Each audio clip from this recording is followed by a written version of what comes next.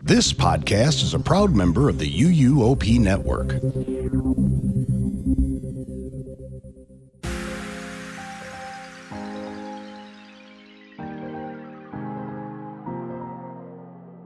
This is episode 630 of the unofficial Universal Orlando podcast for September 24th, 2024.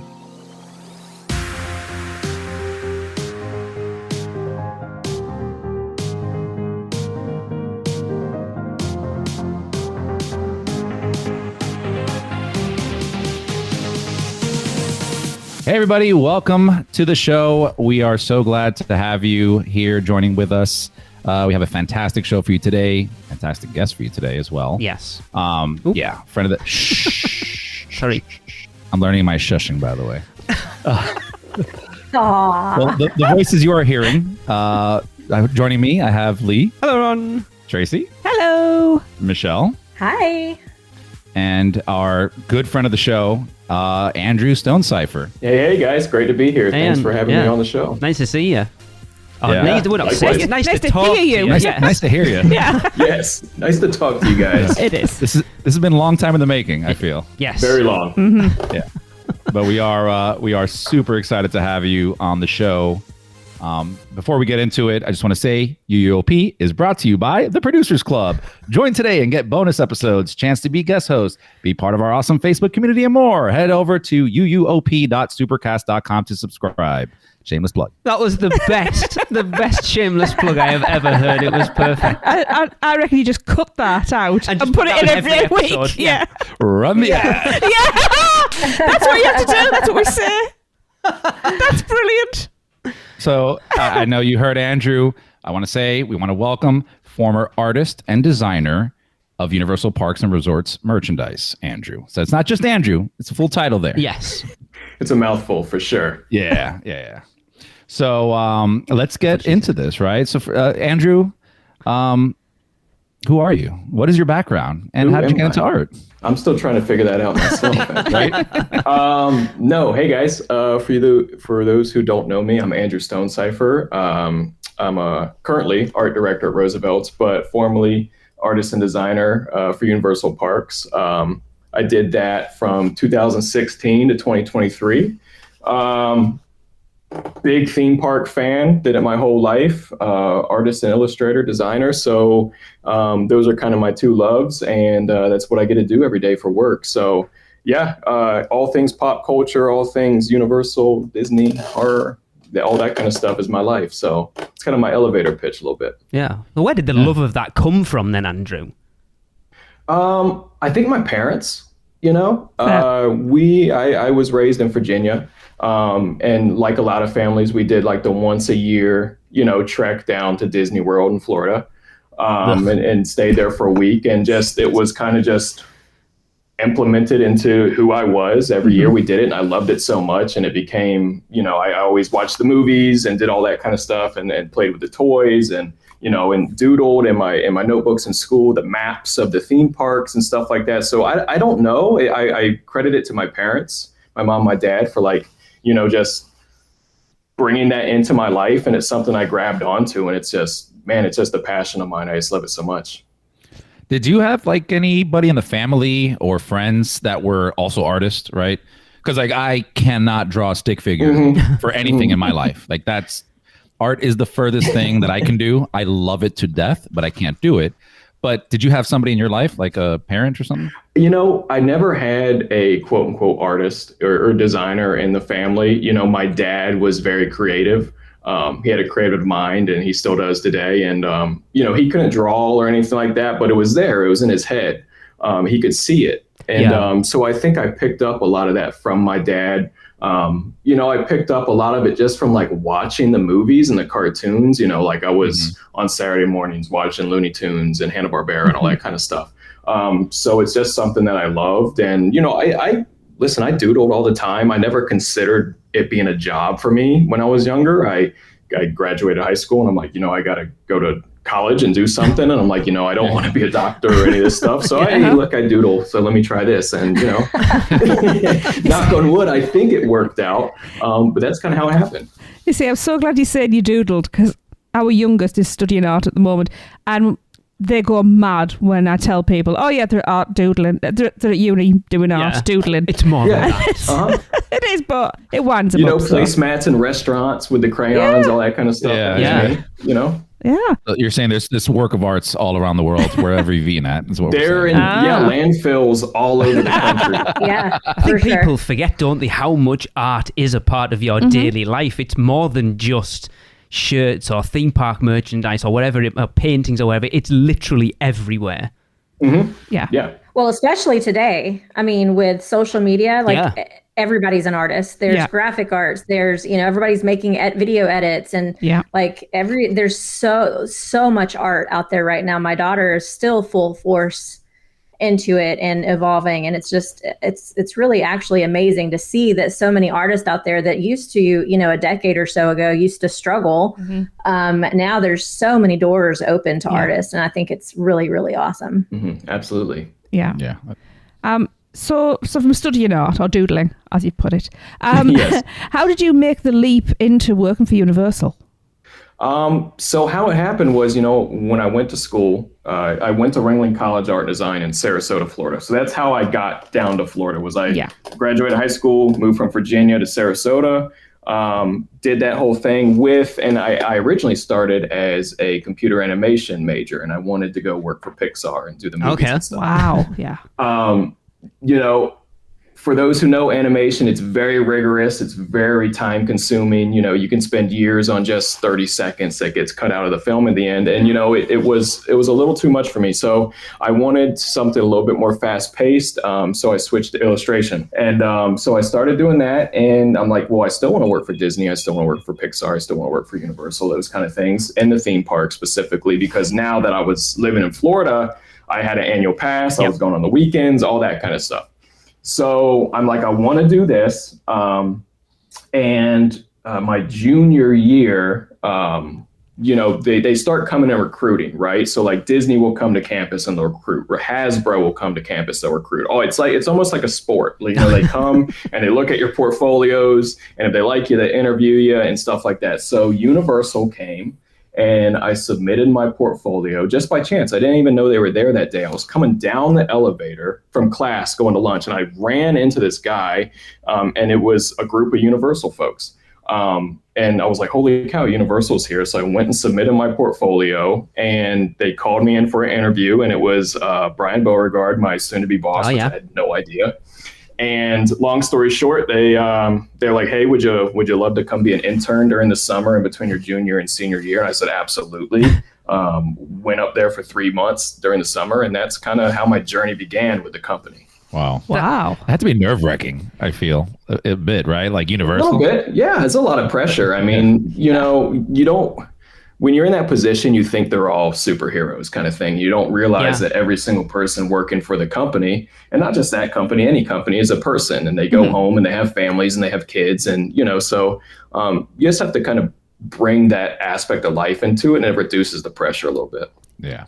It's such a huge thing now, though. More so, I mean, we've tried to do it with the podcast since we started it, of people like us who are complete theme park nerds, people like Mike Aiello and you to a certain extent, Andrew. Like, those people are, they're our front men, or the A-list actors of like our fandom, really. And I mean, you laugh, but it's true. Like, I remember bumping into Mike Aiello for the first time, and it was like I was meeting, like, I don't know, George Clooney or something. Like, oh my God, it's Mike Aiello. Do you know what I mean? Yeah. And then Universal I remember, Jesus. but it's true. I remember reaching out to you. I'll tell you the story of how Andrew and I first came into contact. I think I put a Facebook request. Did you stalk? Well, I did what I always do. Yeah. I find a You're name a and I put a friendship He's request giving his in. version of the story, not the real one. Yeah. And I still have the footage of you on my Ring camera at my front door. And I can't remember. We just discussed, and you were like, "Oh yeah, I just wanted to say that the guys in the office had listened to. We did I think it was top 5, either merchandise we wanted to see or something that our top 5 merchandise that we owned or something. Oh yeah, the guys in the office had listened to it, and that was like, when I find that people who work there are listening to what we do, it kind of freaks me out, because I think, what have I said that I probably shouldn't have done?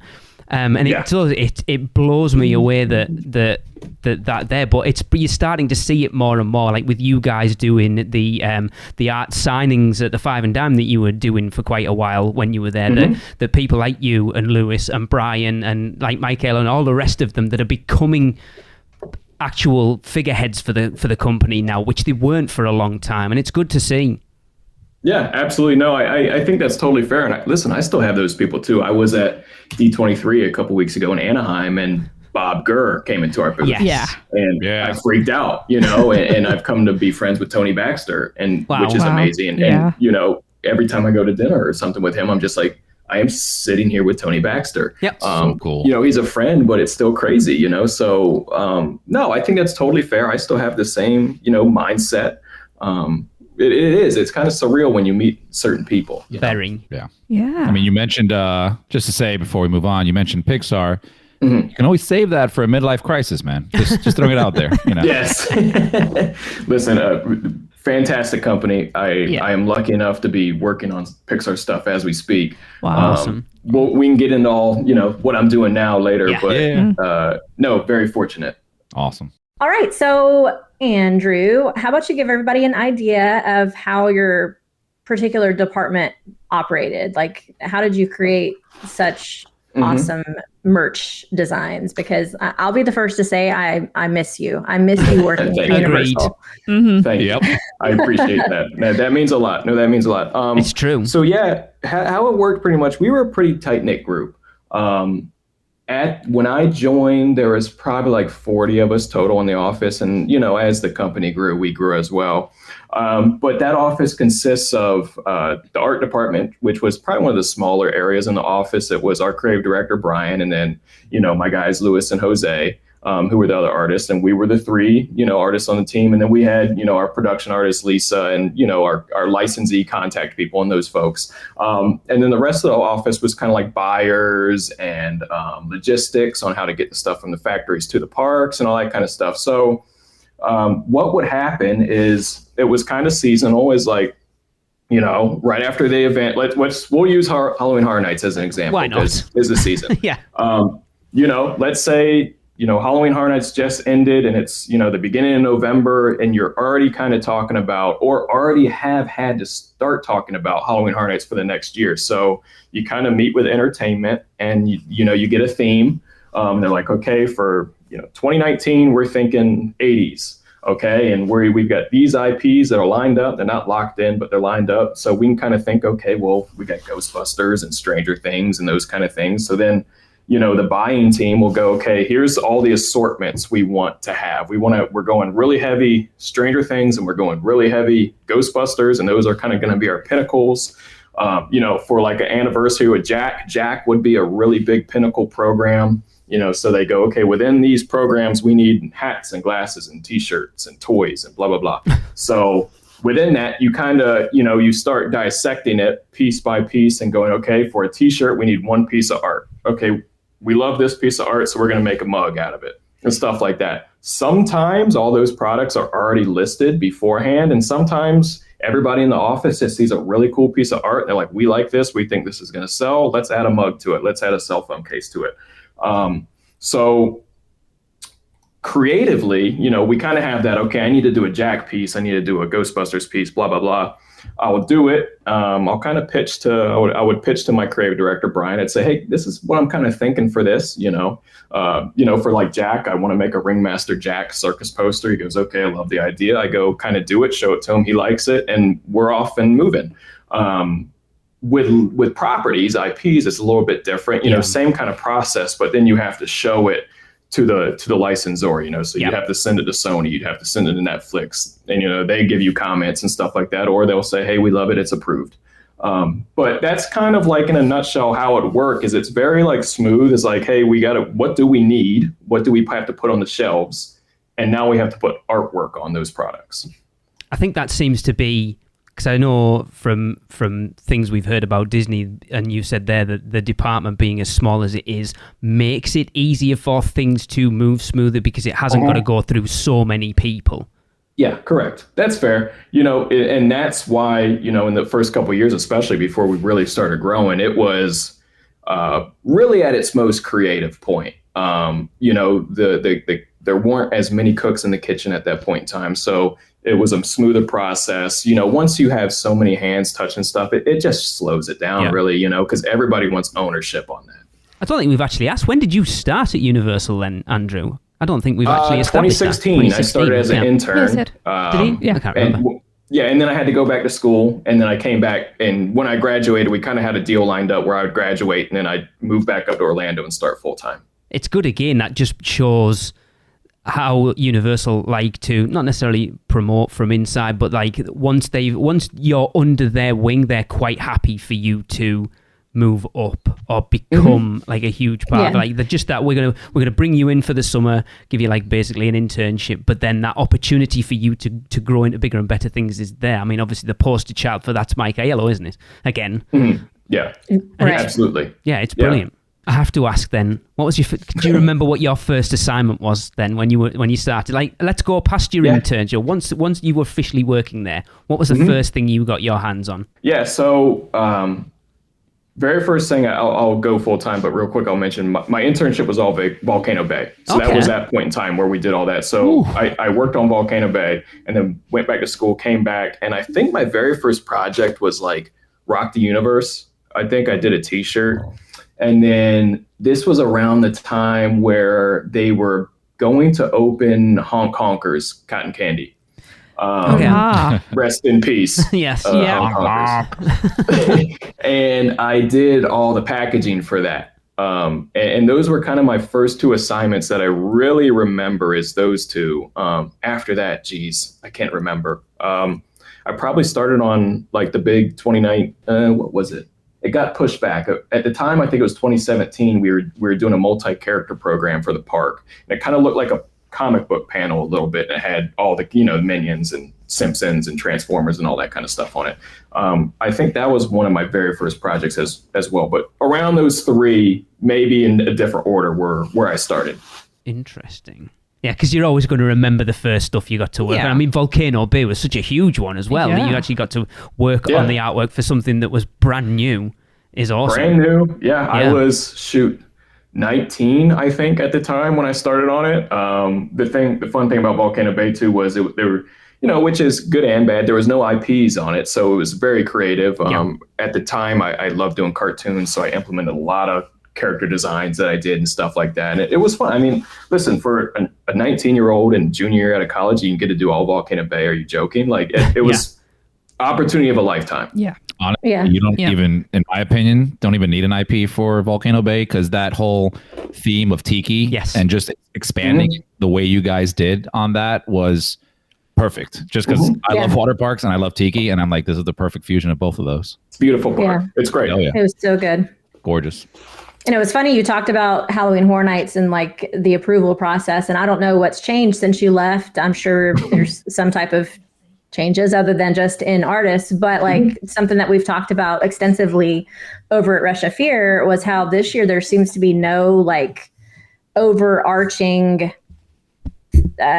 theme with like the HHN merchandise. It seems like there's about 5 or 6 totally different lines of merchandise, and none of them like not cohesion. There's no cohesion, and this year of HHN feels very disjointed.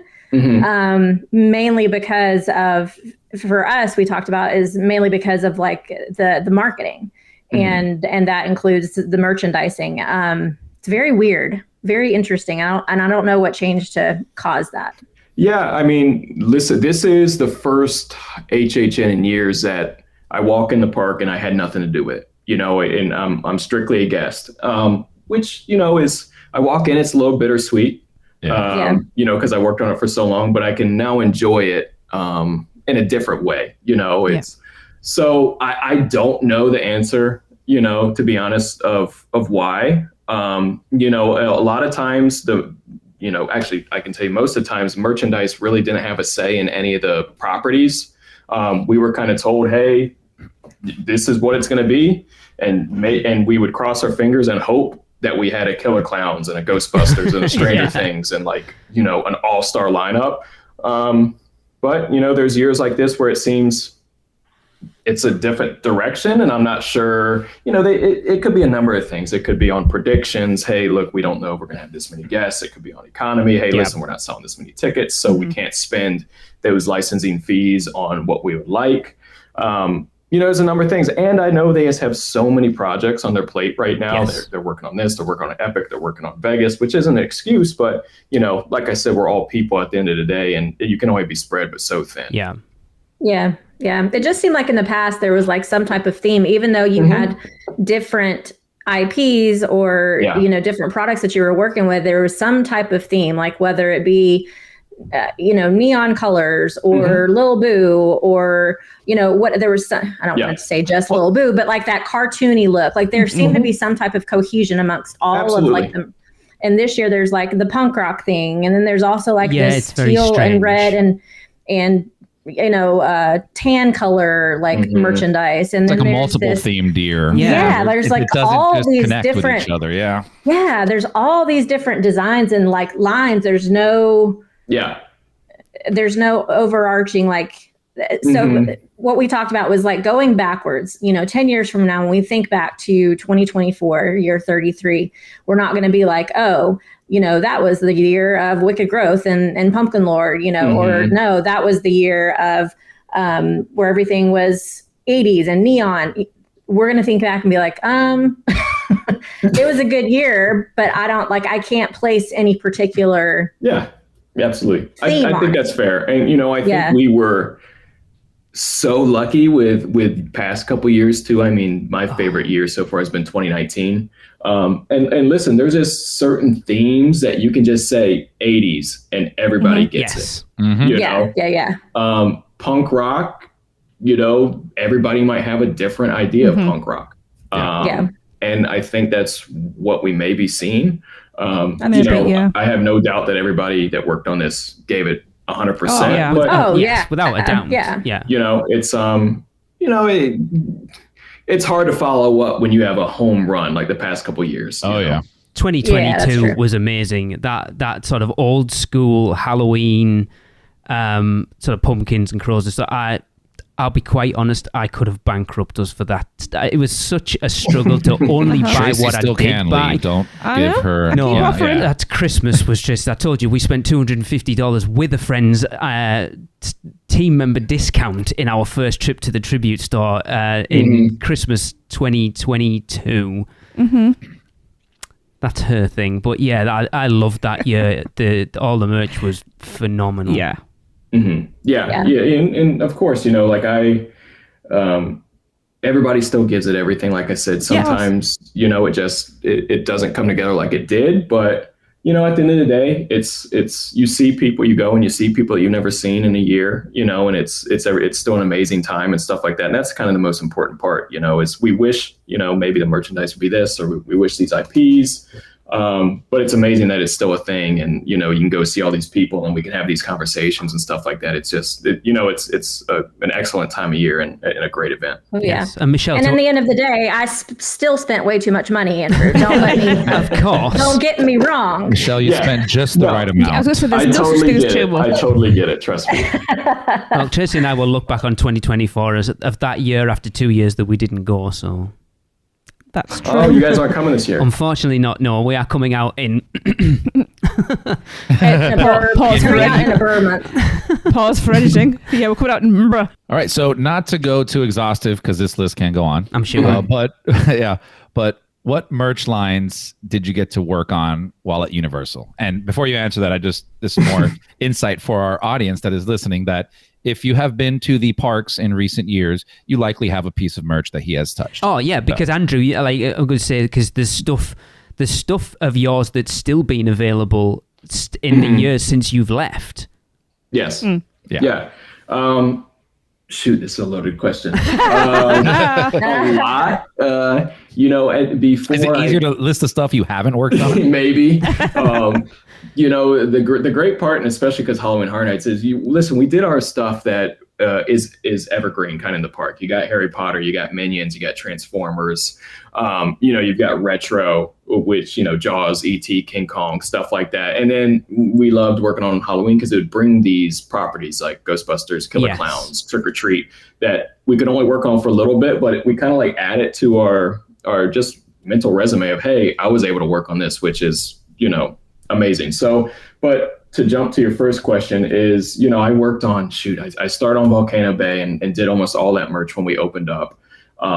I've done everything from like what we would call like the multi-character dated programs, which is kind of that thing you would see every year, every other year, where it's a t-shirt with like all the IPs on the park, Minions, Harry Potter, stuff like that. Did those. One thing I was really proud about was, I don't even think the park was open yet from the pandemic, but we released the retro program with like, took it back to 1990 with the neon marquee and stuff like that. Yes. That was one of my babies I did. So many different programs, and then so many sub programs too, like Studio Screamers, like, that's, that was one of my babies. And it's still something I hold very near and dear. And, so you have those things that I work like the wands for Harry Potter. How many people can say they designed a wand for Harry Potter? Wow. That's awesome.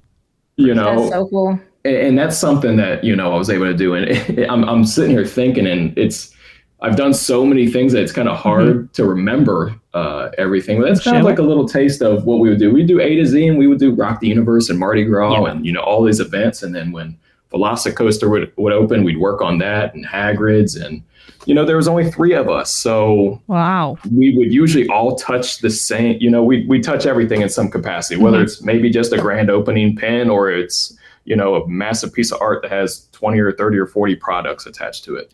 And correct me if I'm wrong, a while back when we had spoken, the 3 that you mentioned, right? That was wasn't that Universal Parks globally? Yes. Most of the stuff we would do was definitely Orlando and Hollywood. When Beijing was opening, we were working a lot on Beijing because you have to fill an entire park, right? So it was kind of like all hands on deck. A lot of times, like they now have their own merchandise artists in Beijing and Singapore and Japan. But if they saw something you were working on, they'd be like, hey, can we use this? And they would take it and kind of like put their spin on it and put it in their part. So, I did have artwork in Singapore and Japan and Beijing, which is like phenomenal. It's awesome. The other day I was on Twitter, and Universal Beijing is now doing the Halloween thing. And I saw my Series 1 Jack Studio Screamer as like a sugar cookie. Oh, wow. And I'm like, holy cow. First, I didn't even know anybody wanted this anymore, and then it made it all the way to Beijing for their first event. So it's kind of those things that I'm looking forward to as the years go by, of like, who digs something back up, and I never know what I'm going to see, kind of thing. That's sick. Yeah. I remember you mentioned Studio Screamers, and I remember something again when we were all hanging out a couple of years back, and you had mentioned with the Studio Screamers, right?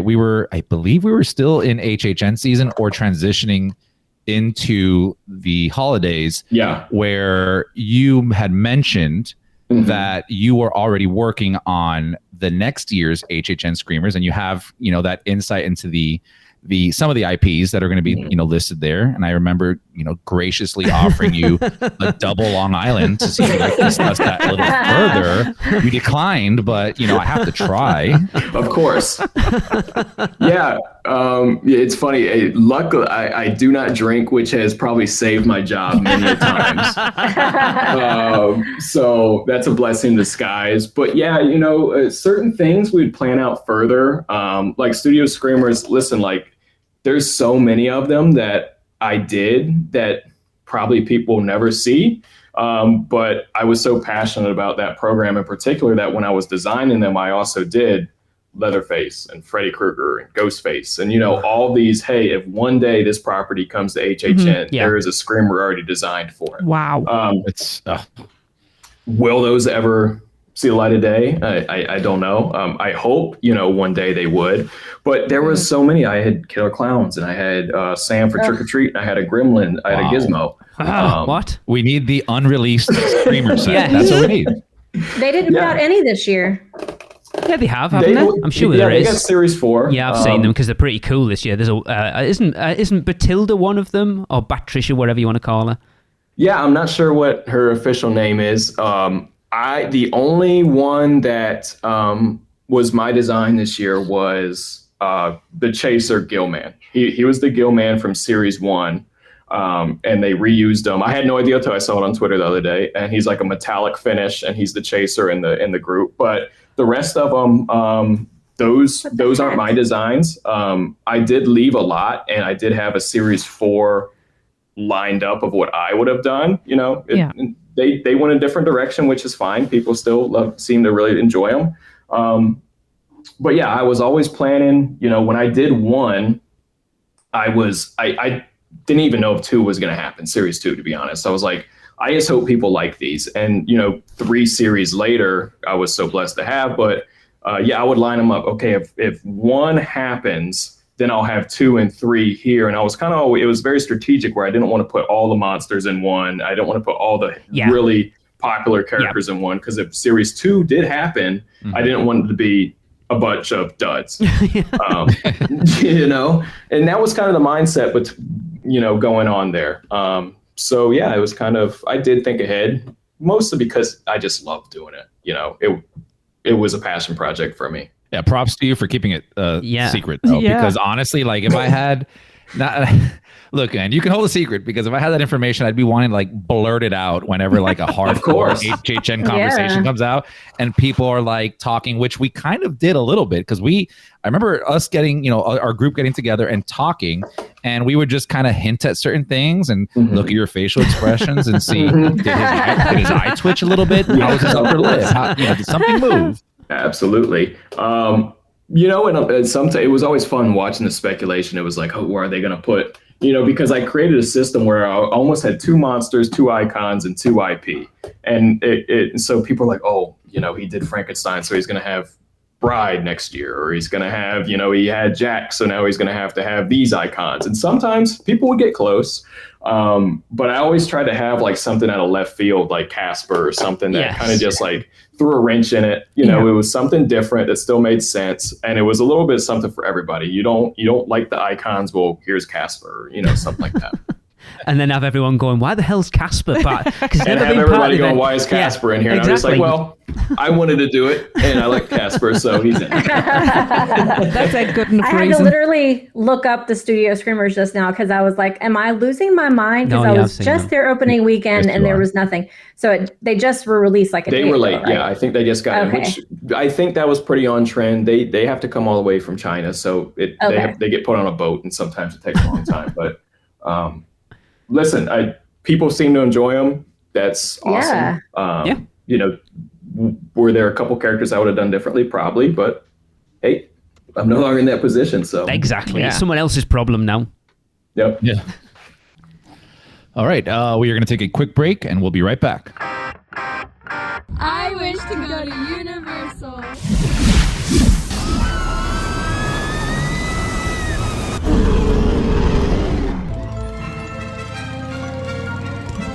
Right, off you go. We'll beat to the edge of the Forbidden Forest. Where can our vacation wizards take you? Just tap the port key at portkeyvacations.com and let the magic begin. Welcome back. Okay. This was actually your question. This is my question. Yes, I'm going to get myself comfy.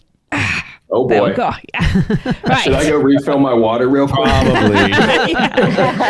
Now might be the time to start with the alcohol. No. No. So, what was your unicorn?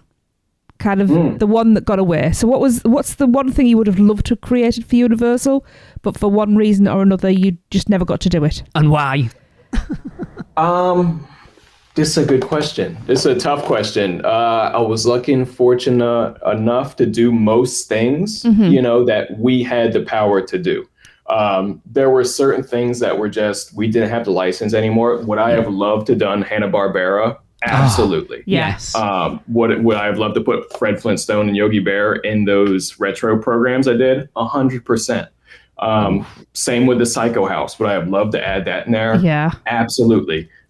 Were there IPs, within, like Halloween Horror Nights? All this somehow ties back to Halloween Horror Nights. Of course it does. But it was a majority of, my career. So it would start out as like they would come and they say, hey, we think we're going to have these IPs, and you get really excited. And then like a week later, they'd be like, hey, that's no longer happening.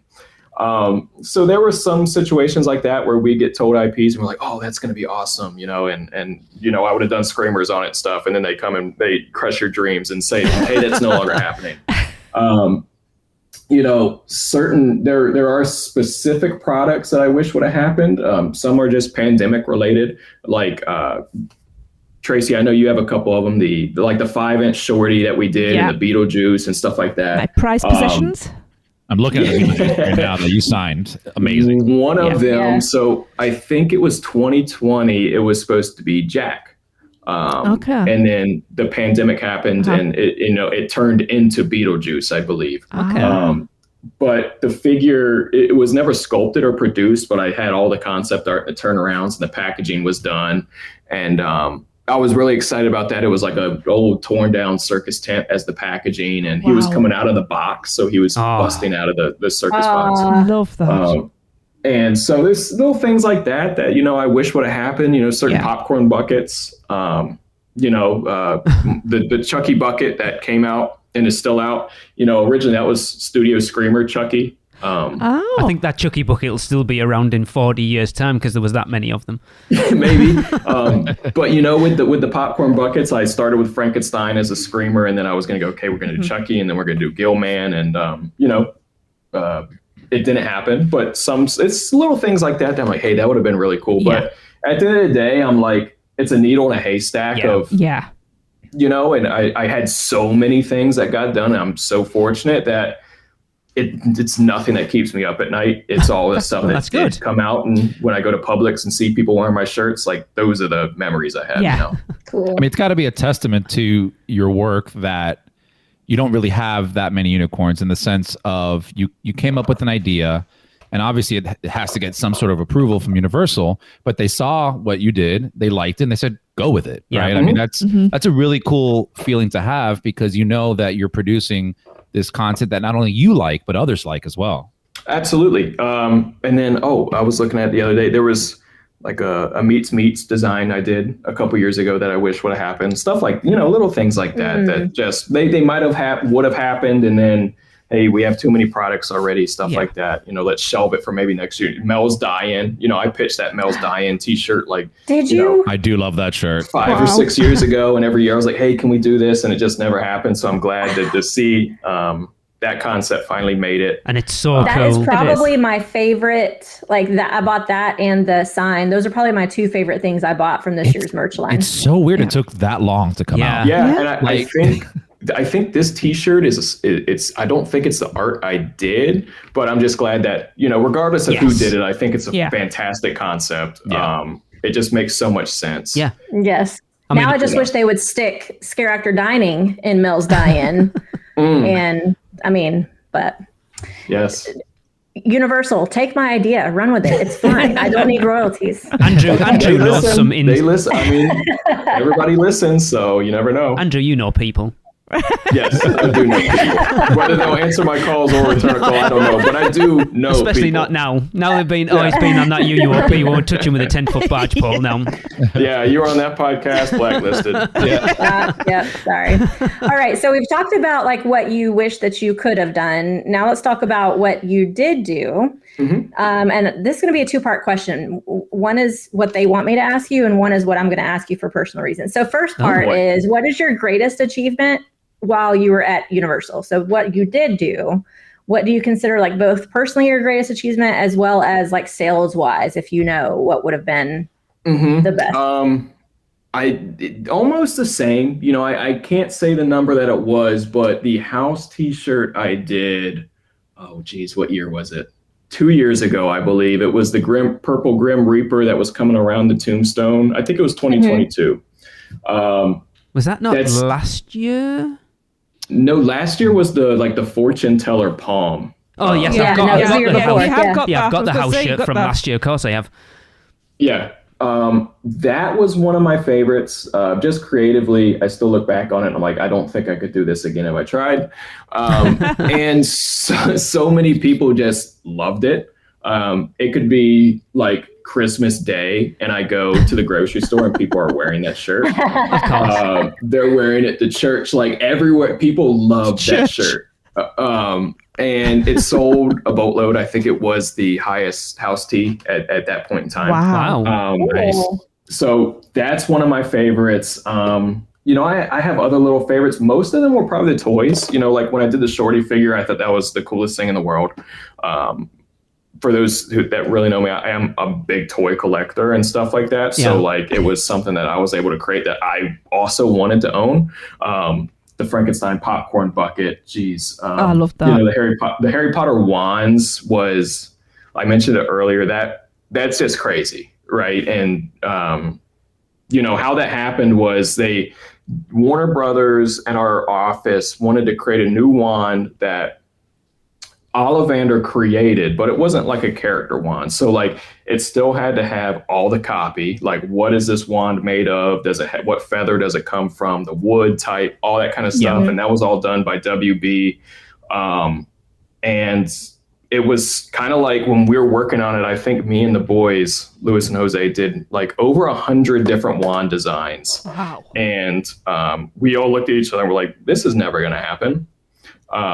And 4 or 5 years later, I'm like get a notification on Twitter and somebody saw them in the parks and they got posted and I'm like, holy cow. And so that's just one of those that I still pinch myself about. That's so cool. It's because it's official. It's like official lore. I was standing in line waiting to purchase them and people were like freaking out. Like, I've read about this wand and this book. I had no idea what they were talking about. But I could see how passionate people were about it. I'm like, this is amazing. That's so cool. I love how that's how you find out, though, with a notification on Twitter. Right? That's usually how it went, to be honest. And it being a wand, especially if it was me, right? And like I was in that position, I'd always have that in a wand pouch on my side. And anybody's over the house, I'd just, I'll be like, oh, what'd you say? Oh, where's this wand from? Let me talk to you about that real quick. Yeah, I do have them. I had a closet full of Sterilite boxes with, I tried to keep one of everything I did. Yeah. So it's actually a good thing that I ended up leaving or else I'd have no more space. Yeah. That's funny. Yeah. So the second part to my question, for personal reasons, because of my daughter, who is a budding artist, and as well as any listeners who out there who are artists, which I know we have a lot of them. And in this day and age, with everything being so digital, I have to ask, are you still using like traditional media as far as like colored pencils, paints, pens, graphite, and paper? Or are you doing things like iPad with digital brushes, things like that? Like, what is your process for creating these designs? Absolutely. This is where I put everybody to sleep. So I apologize. But no, I am no longer traditional at all. I always hated traditional, to be honest with you. Really? The first 2 years in college were all like, charcoal drawings and oil paint and stuff like that. And I was just like, can we please fast forward to the technology? Yeah. Okay. So, I sketched with pencil and paper, and that was kind of the extent of it. But now I'm like 90% Photoshop and I'm like 10% Illustrator. That's what we were at Universal as well. We all used Macs, and we all use something called a Wacom tablet. Oh, yeah. Which is it's essentially like a gigantic iPad. Yep. You just have to plug it into your computer, and it's like a second monitor basically, and you draw right on it. And mine's I think 24 inches, and it's great. You don't need this, if you have it in your head and you have it in your hands, you can work on anything. But it definitely helps, and it was something I was used to. So that's what I use personally. That's interesting. Yeah, because I've always been so torn between and I don't know what the way of artists is as far as like the judgment on things going digital, people judging that as not being true art. But so I just wanted to get that perspective, because I know we do have a lot of very creative, artistic people in our listenership. Yes. Ultimately, it's whatever you're comfortable with. just because I do it a certain way doesn't mean anybody else has to do it a certain way. That's just like what resonates with me. Art is basically problem solving. How am I going to do this? And like, this is my way to do everything. When we were at Universal, Jose Pardo, like a brother to me, he would work digitally all day, and then he would go home and he would sit down at an easel and he would oil paint all night. And that's what he loved. Some people love watercolor, some people love digital, some people love charcoal. It's whatever you enjoy, cool. Interesting. Cool. Thank you. Yeah, of course. By the way, Lee, did you notice how when she started the question, she said, I first have to ask the question that they want me to ask? As if UUOP corporate is coming down on her to be like, make sure you ask these hard-hitting questions. It was the Podfather. The Podfather put so much pressure on me. All the things out there, making sure we ask the questions.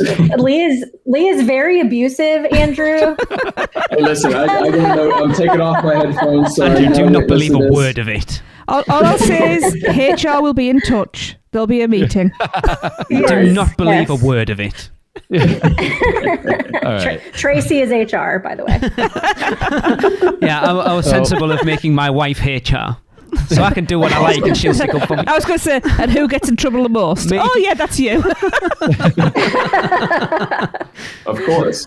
Well, I want to preface this next question with, we all know that at the end of the day, a job is still a job, right? It is work, and there are things that come. Some are cooler than others. Some suck more than others, right? But with that being said, working at Universal is many people's dream job. Yes. So it begs the question, why did you leave? Here we go. Listen, I was given an amazing opportunity. The universe, I won't get too religious or anything too deep into it, but the universe had different plans for me. And I was given an amazing opportunity that I had to take. For those who knew me at Universal, I always wore Roosevelt shirts. I wore them every day to work. It was something I was a fan of. They approached me with an opportunity to become an art director. And with that, I could see it was going to open up so many opportunities for me, just that I personally wanted to go try. I am so incredibly thankful for the time I had at Universal. I worked on so many things. It literally skyrocketed my career. Brian Beauregard, he found me, and he gave me this opportunity. I'll be forever thankful for him for that. It put me with amazing people that taught me so many lessons. I ultimately wouldn't be where I'm at now without being at Universal. But listen, I got an awesome opportunity from amazing people at Roosevelt's. They're now family to me, just like Universal still is. Mm-hmm. And also at the time, Universal's growing, they're expanding. Yeah. And with that comes a lot of growing pains. And it was just something at the time where creatively, our hands were getting tied a little bit. Yeah. Okay. And simultaneously, I was given this amazing opportunity at the same time.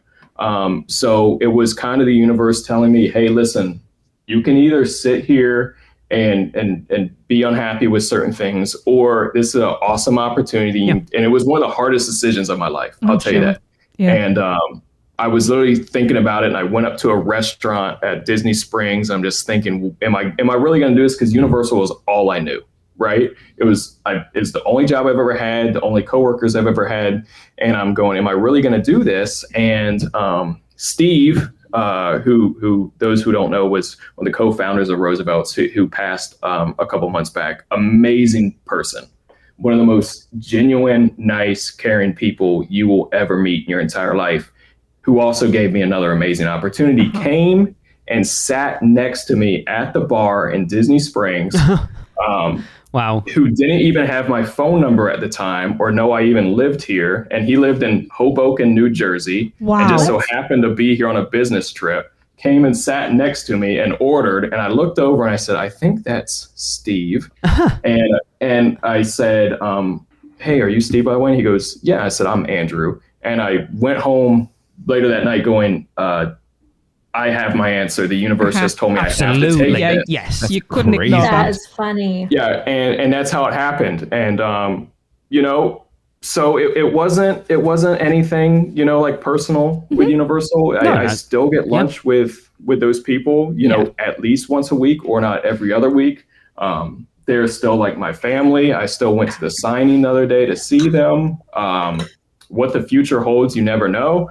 But I was given an awesome opportunity from amazing people, and I took it. I mean, talk about a serendipitous moment. Absolutely. I mean, if whether you're religious or not, believe in fate or whatever it might be, the universe definitely was telling you something at that point. Yeah. Yeah. And listen, I always have these itches to scratch. I always want to learn. I always want to grow. I always want to do new things. That's good.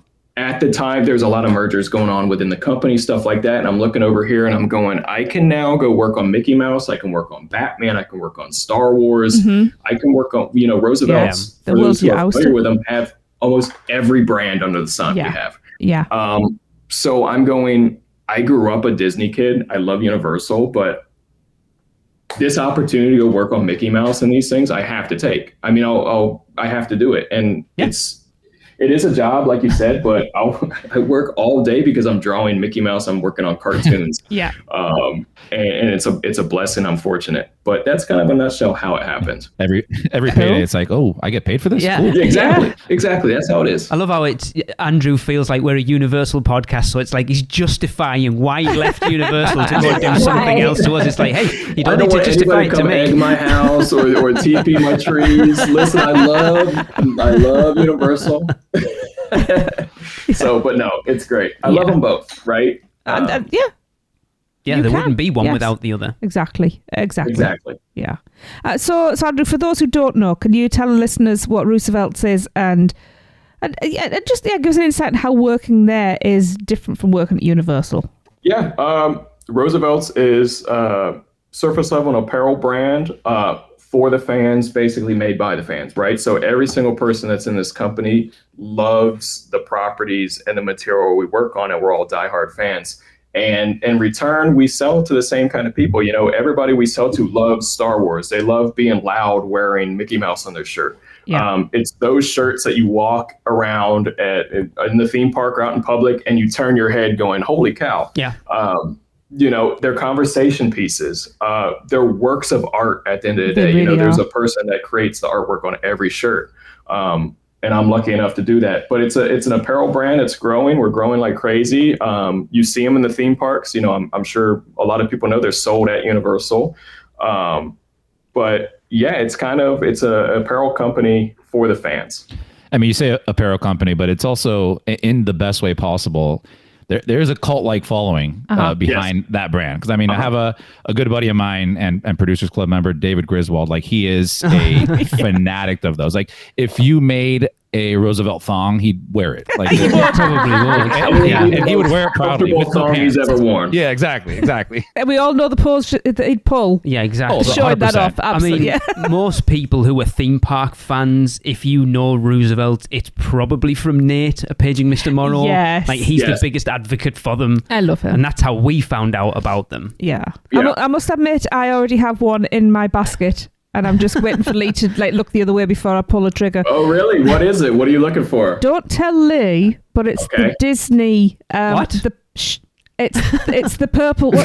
You know the one that said the wallpaper. The Haunted Mansion. The Haunted eyes. Mansion. Yeah, eyes. Yeah. Oh yes. Okay. Yeah. That's always been my favorite thing. Anyway, and as soon as I saw that shirt, I was like, oh. Mm-hmm. Okay. By the way, did anybody see we've got Trick or Treat coming out tomorrow with Sam? Okay. Oh, well, maybe there'll be two things in my basket then. Yeah. Well, so, those are the things that when I left Universal and I knew, listen, this isn't that different. I'm still working on all these properties. Yeah. I'm still working with Universal, right? We still have shirts coming out in the parks. Yeah. I still deal with the same people I did every day.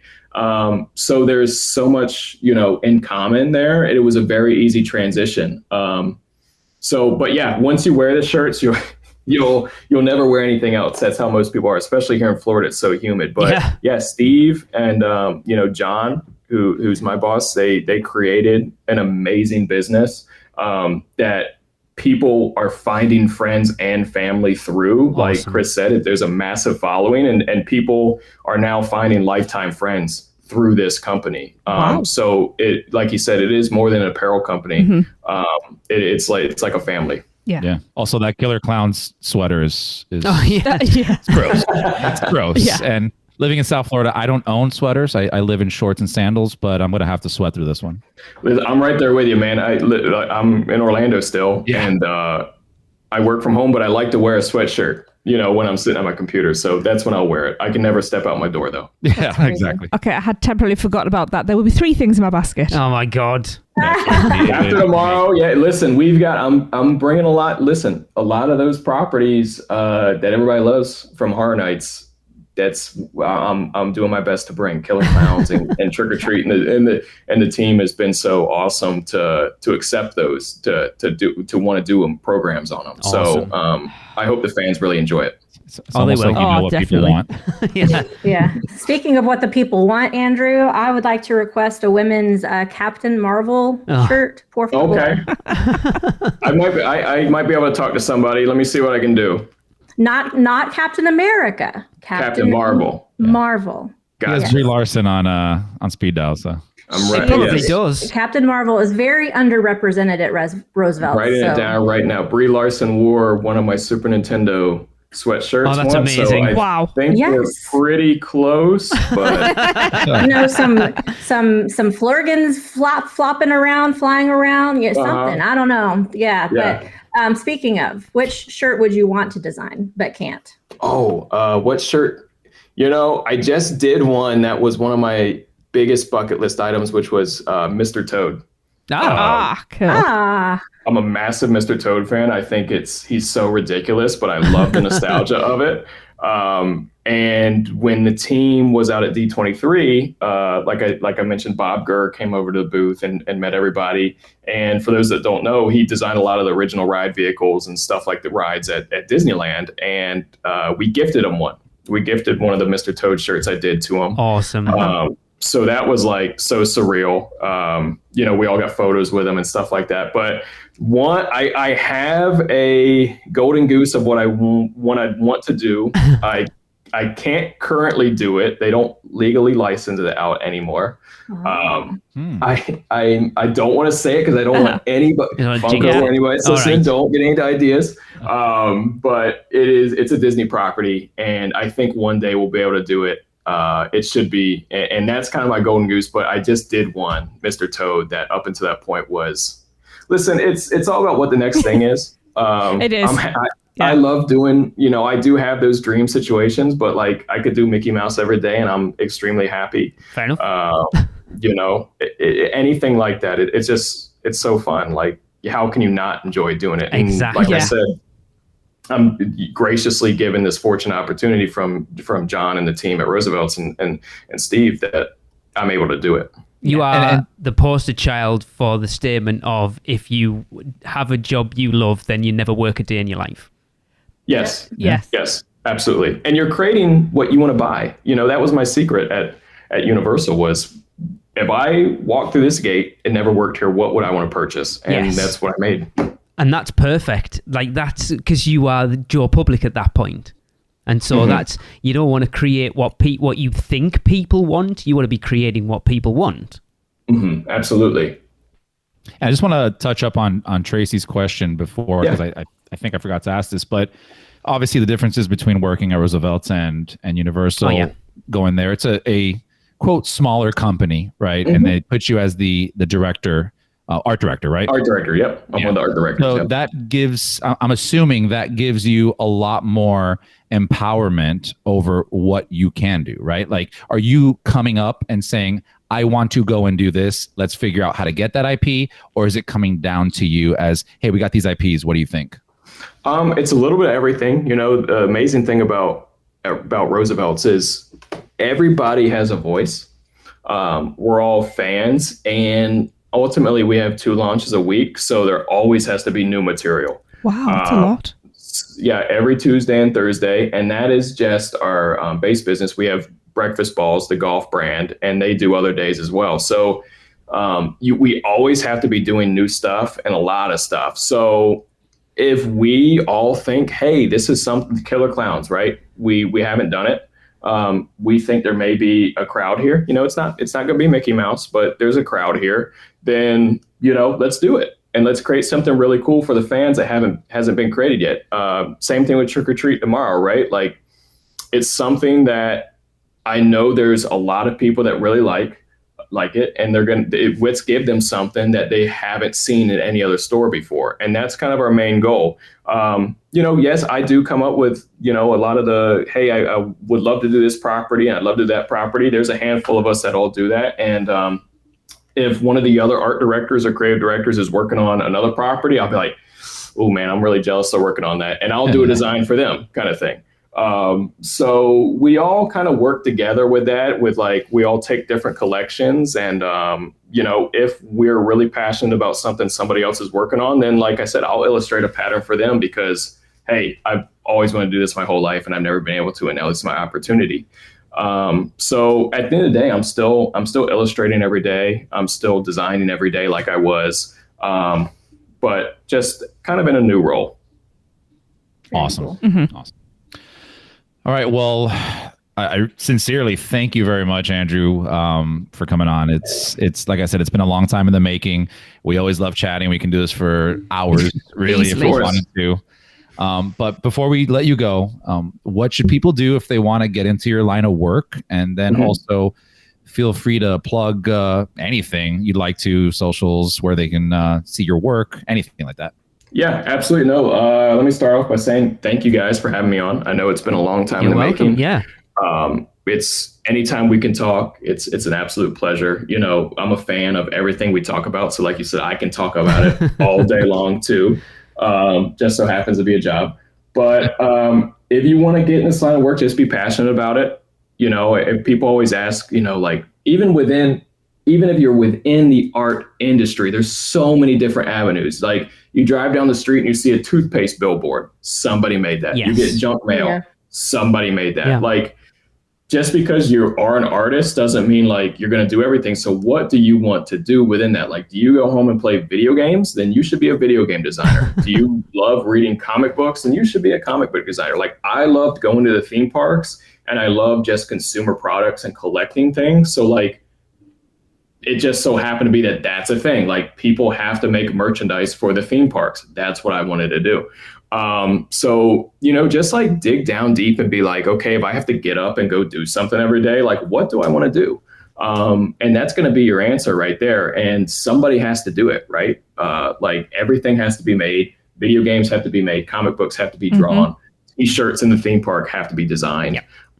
So do that. I mean, do what you're passionate about. Do what you love. Do what you enjoy doing in your free time is my advice.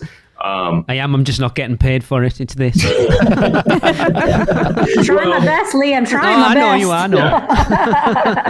Yeah, I don't ask me financial advice, but just talk to HR, Lee. I was just going to say, HR's on holiday. My inboxes are always open for anybody that has questions. Find me on Instagram. Awesome. Andrew Stonecypher. Find me on Twitter. Find me on LinkedIn. Send me a message. Say, hey, I'd love to do this. How do I get? How do I start? I can point you in a bunch of different directions. I can tell you the path I took. But it's not always a path everybody takes, right? So there's so many schools out there, depending on what you want to do. Just do it and be passionate about it and want to be the best. Nice. Like that was my thing is I wanted to be the best and I was super competitive about it. And you have to be, because somebody else will always, try and take your lunch.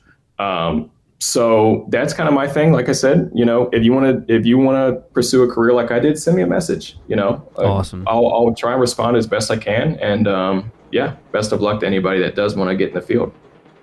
Cool. Sweet. All right. Well, that is going to wrap up the podcast. Now, don't forget, we want you to rate the Freeze Ray Pops and send in your recordings and send us your How Bad is Fast and Furious Supercharged jokes and your HHN 33 house rankings to us at podcast@uuopodcast.com. Until next week, see you then. Are you insane? Get out of here. The curse, it's real. The podcast is over. So, the Magi want you to check us out on Facebook, Instagram, X, YouTube, TikTok, and Pinterest. Just search UUO Podcast. For all the podcast news and articles, check out our blog at uuopodcast.com. Contact us by emailing us at podcast@uuopodcast.com. And if you want to join the Producers Club, email us at uuopproducers@gmail.com. Silence! With your subscriptions, we shall rule for all eternity. Listen and subscribe to the podcast on Apple Podcasts, Spotify, Google Podcasts, and everywhere else podcasts are found. Not even the Magi can save you now. There is no escape. Your end shall be my beginning.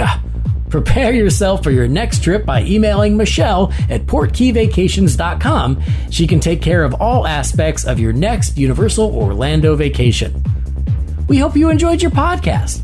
Please remain seated and keep your arms and legs inside the prepare to forfeit your souls. Check out the other podcasts on the UUOP network. Rush of Fear, Halloween Horror Nights podcast, the theme park duo for all your West Coast news and info, the Taste of Universal, Universal Orlando Food podcast, and the newest podcast on the network, the Port Key Passport, our Disney-centric podcast. So hey, welcome back. Hope you enjoyed the podcast. I would have enjoyed this podcast a lot more if I had gotten my cup of coffee.